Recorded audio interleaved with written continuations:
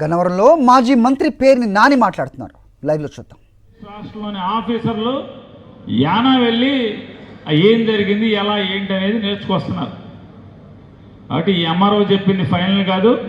కావాలంటే నీకు నేను జిల్లా కలెక్టర్తో రేపు మాపు మనకి మీటింగ్ జరుగుతుంది, రేపు ఎల్లుండో ఆ మీటింగ్లో కలెక్టర్తో కూడా ఈ మాట చెప్పిస్తాను.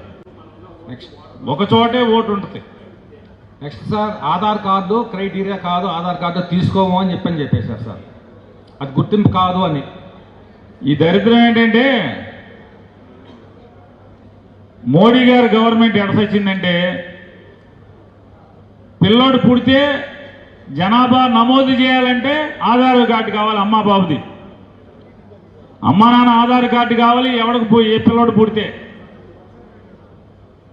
ఎవడన్నా చచ్చిపోతే శవం తగలెట్టాలంటే శ్మశానంలో ఆధార్ కార్డు కావాలి.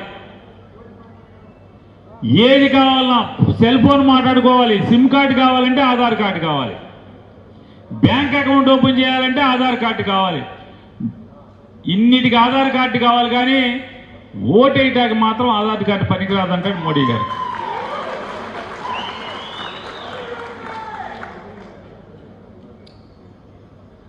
మోడీ గారు భారతీయ జనతా పార్టీ లెక్క ఏంటంటే సాయిబు ఓట్లు ఎన్ని తీసేస్తే అంత మంచిదనే లెక్క తప్పితే నిజంగా ఓటరు హిందువుకి దొంగోట్లు ఉన్న పర్లా, సాయిబులు మాత్రం దొంగోట్లు ఉండకూడదు, వేరే రాష్ట్రం వాడు ఉండకూడదు.